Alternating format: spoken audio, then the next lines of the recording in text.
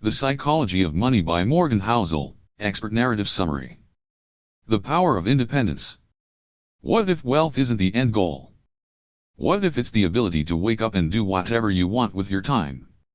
Morgan Housel defines wealth not as a dollar amount but as the ability to control your schedule. That's the truest form of riches. Independence means you're not beholden to anyone. Not a boss. Not a debt collector. Not even the clock. This is why saving money is so important. Not to buy things, but to buy yourself freedom. The most valuable asset in the world isn't a stock.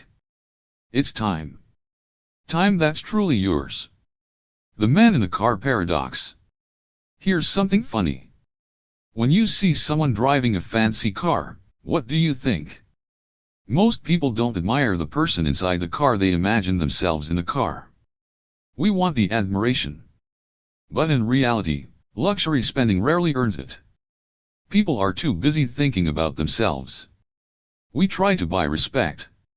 But respect is never for sale. It's earned by how you treat others, not what you own. So before you spend to impress, ask yourself, will it really change how people see you? Or is it just an illusion? Wealth is not income. Earning a high income is not the same as being wealthy. Many people live paycheck to paycheck, even on six-figure salaries. Why? Because they spend everything they earn or more. Wealth is what you save, not what you make. It's the accumulated leftovers after you spend. And sometimes, the richest-looking people are actually the most financially fragile. Because they've built their lives on appearances, not assets. The hidden cost of investing, staying sane. Investing isn't just about buying low and selling high. It's about staying calm when the world feels like it's falling apart. The true cost of investing isn't fees or taxes. It's emotions. It's the panic during a crash. The fear of missing out during a boom. The endless uncertainty. These costs aren't listed in a prospectus, but they are real. And if you can't stomach them, you'll sell at the worst time and miss the best gains. To succeed as an investor, you need endurance, not brilliance. Nothing's free. Everything has a price. But not all prices look like bills. The price of good returns in the stock market is volatility. The price of success in life is discomfort. The price of freedom is discipline. You can't avoid the cost. But you can choose which price you're willing to pay. And once you accept that, life becomes less frustrating. Because the rewards are worth it. But only if you're willing to pay the price up front with patience, stress, and uncertainty. You'll believe anything that's convenient. We all want to believe we're rational. But the truth? We believe what we want to believe, especially if it supports our current behavior. This is called motivated reasoning. And when it comes to money, it's everywhere. We justify risky investments because they might make us rich. We rationalize overspending because we deserve it. We downplay bad decisions to protect our ego. Self-awareness is the antidote. Ask yourself not just what you believe, but why you believe it. Are you chasing truth? Or comfort? The seduction of getting rich quick. The internet is filled with success stories, people who struck gold overnight. It's tempting. Because fast wealth feels exciting. It feels smart. But it's a trap. Real wealth, lasting wealth, is slow. It's boring. It's made up of small, consistent habits repeated over time. The goal is not to get rich quick. The goal is to get rich slowly, and stay rich. Because what's the point of making millions if you lose it all trying to double it? We underestimate the power of boring. In a world obsessed with excitement, we overlook the power of dull consistency. Dollar cost averaging. Living below your means. Reinvesting dividends. These are boring. But they work.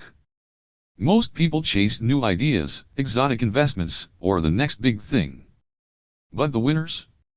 They do the same thing over and over. And they don't get distracted. Success is often the result of boring disciplines, practiced quietly, without applause. Wealth is a long game. You plant a seed. You water it. You protect it from pests. And you wait. Wealth is no different. It requires time. And it grows best when left alone. The market will test your patience. Life will test your discipline. But if you hold steady, the rewards are extraordinary. Most people give up too early. They dig up the seed before it sprouts. But those who wait, those who stay the course, reap a harvest they once only dreamed of. History is full of surprises. We love to look at the past to predict the future. But history doesn't repeat.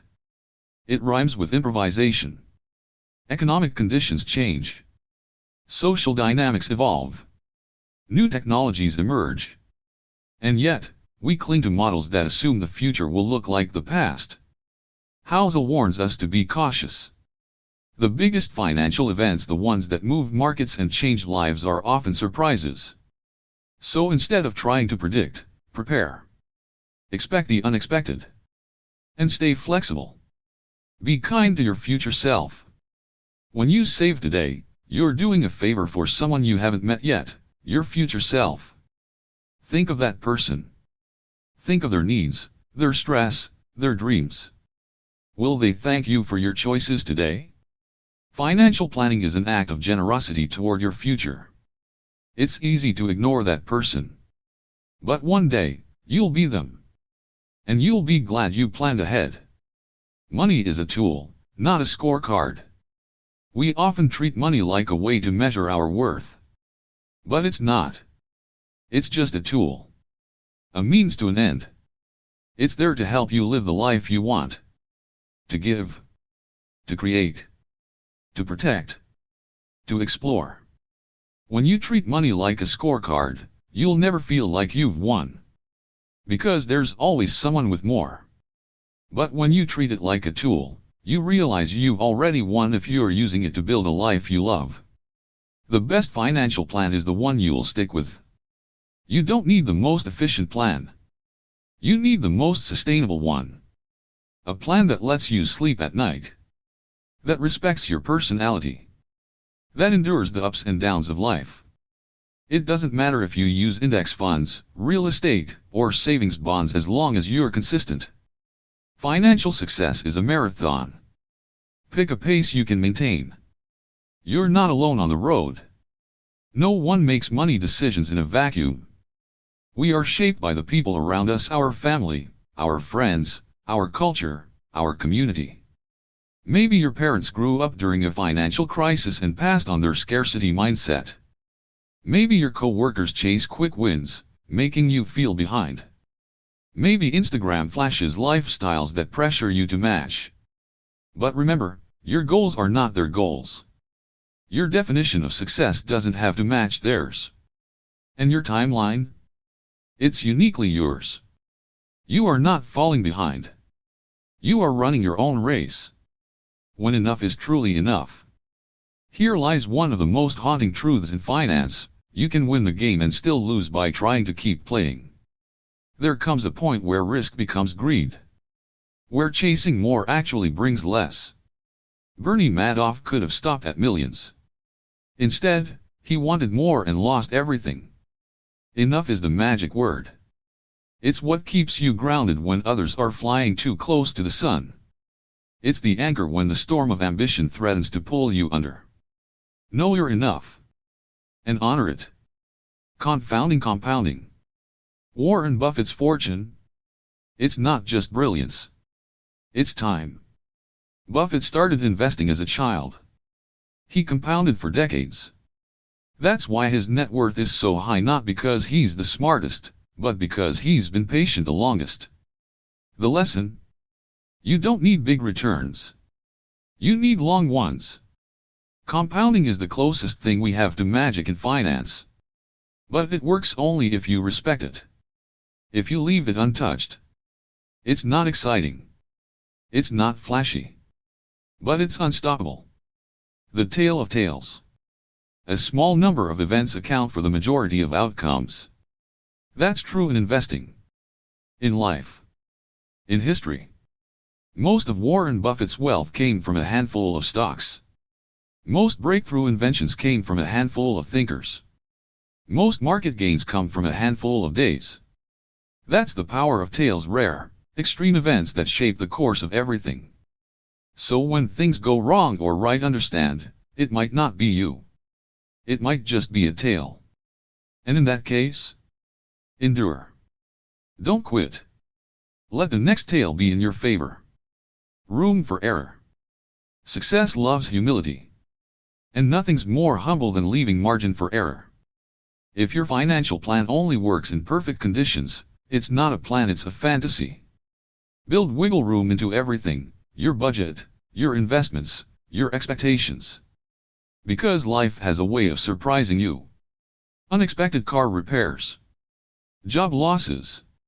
Market dips. Global pandemics. A good plan survives those. A great one expects them. You and me, we see money differently. Your view of money is shaped by your experiences. Someone who grew up poor sees money as security. Someone who grew up wealthy may see it as freedom. Someone who saw their parents lose everything in 2008 might be risk-averse forever. And that's okay. We all carry financial scars and stories. We all build our beliefs around them. Understanding this fosters empathy. It helps us stop judging others. And it reminds us that personal finance is personal, there's no one-size-fits-all. The psychology of money is the psychology of life. In the end, Morgan Housel's message isn't really about money. It's about us. About our hopes. Our fears. Our pride. Our past. Our future. Money is just a mirror. It reflects how we think, how we feel, how we behave. To master money, you must first understand yourself. Your triggers. Your ambitions. Your insecurities. That's the real work. And the real reward. Because when you master your mind, money follows. Closing reflections, the quiet path to wealth. You don't need to be brilliant. You don't need insider knowledge. You don't need to predict the next tech boom or time the next crash. What you do need is patience, self-awareness, emotional control, gratitude, and a long view of time. Morgan Housel reminds us, financial success is not about making one great decision. It's about making good enough decisions consistently over decades. So save more than you spend. Live beneath your means. Invest quietly. Let compounding work. Be kind to yourself. And never forget what enough means to you. Final note. This journey wasn't just a tour through finance. It was a journey into our choices, our values, and the stories we tell ourselves about what it means to make it. The Psychology of Money isn't a book about dollars. It's a guidebook for living wisely with money, yes, but more importantly with perspective. Let its truths settle in. Not in your bank account. In your mind.